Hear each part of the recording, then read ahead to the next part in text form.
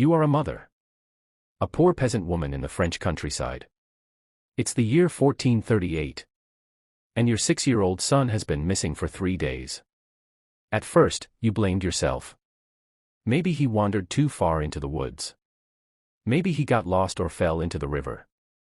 But deep down, something in your soul tells you the truth. He didn't run away. He didn't get lost. He was taken. The other villagers are too afraid to say it aloud. But the fear in their eyes says enough. They all suspect the same thing, that your son has joined the growing list of children who never came back from the nobleman's castle on the hill. They whisper about the screams that echo through the night. They talk about the boys who were promised a future as altar servers, only to vanish. No funerals. No bodies. Just silence.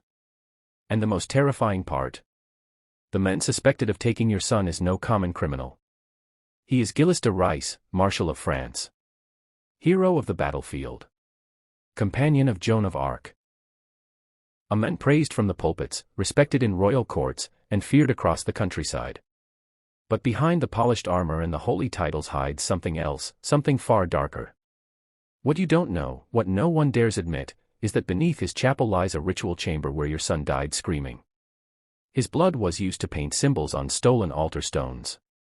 His final moments were consumed by a man who once stood beside a saint and now walks hand in hand with the devil. This isn't just your tragedy. It's part of something far bigger. A holy man turned monster. A knight who became a killer. And a castle that became a slaughterhouse of innocents. Before the horror began, Gilles de Rais was one of the most celebrated men in France. Born in 1394 to one of Brittany's most powerful noble families, he was destined for greatness.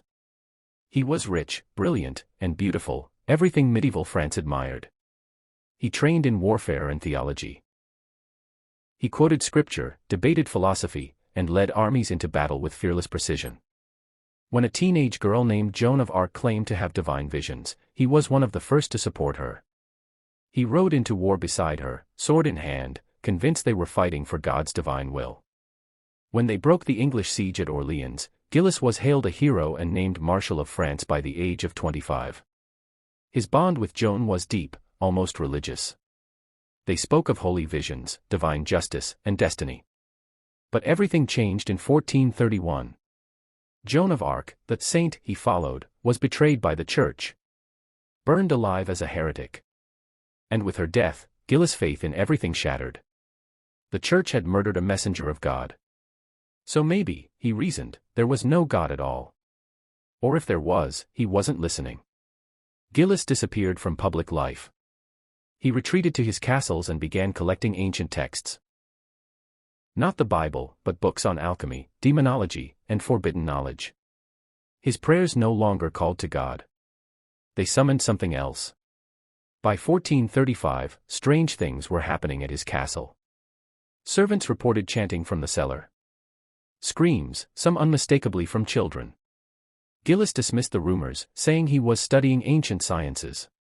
But the truth was much worse.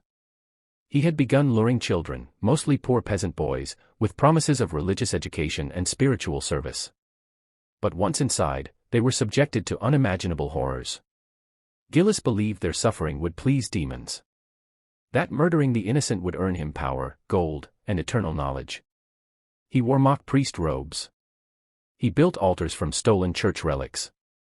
He mutilated children and performed mock masses using their blood. What had started as a crisis of faith had become a religion of death.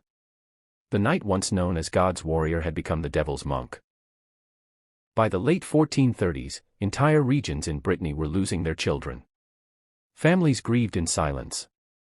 Some blamed wolves, others bandits. But too many pointed toward one man, Gilles de Rais. Still, few dared speak it aloud. He was, after all, still considered a holy man. That silence only fueled the nightmare. One of those children was Poitou, a 10-year-old from a small farming village. Bright, devout, and eager to serve the church, his parents sent him off with pride when men from Gilles' household came recruiting. They were promised a future in religious service. A chance at education. Salvation. Weeks later, they received a letter. It said Poitou was thriving, eating well, learning scripture, and receiving personal guidance from the Baron himself. But what they didn't know was that Poitou had been forced to dictate that letter, surrounded by other terrified boys, some already marked for death. Beneath the castle chapel, the children were herded into stone chambers lined with fake religious icons and blood-stained altars. Gilles, dressed in twisted vestments, would interrogate them about their sins. Then, he would proceed with what he called purification rituals. They were tortured, violated, and sacrificed, slowly, deliberately, as part of a demonic mass. Gilles believed their pain unlocked doors to forbidden power. That their blood could feed the spirits he prayed to. Poitou's end came like the others. He was promised glory in heaven. He was told he was chosen. And then he was destroyed. Eventually, the horrors became too great to ignore. In 1440, the Duke of Brittany ordered Gilles' arrest. What followed was one of the most horrifying trials in medieval history. Over 140 children. Ritual murder. Sexual violence. Demonic invocation. Servants confessed. Evidence was uncovered. Even the most hardened judges broke down in tears. And Gilles? He confessed everything. Calmly. Proudly. He truly believed he had been serving a greater purpose. He was executed later that year. Burned like the woman he once swore to protect. But while Joan's fire was unjust, his was earned in blood. The church disavowed him. But they never fully explained how such a man rose so far under their blessing. His crimes revealed a terrifying truth, that religious power, unchecked and unquestioned, can be the perfect mask for monstrous evil. The ruins of his castle are silent now. But the suffering that happened there still echoes. And the question remains, how many more like him have hidden behind sacred robes and righteous words?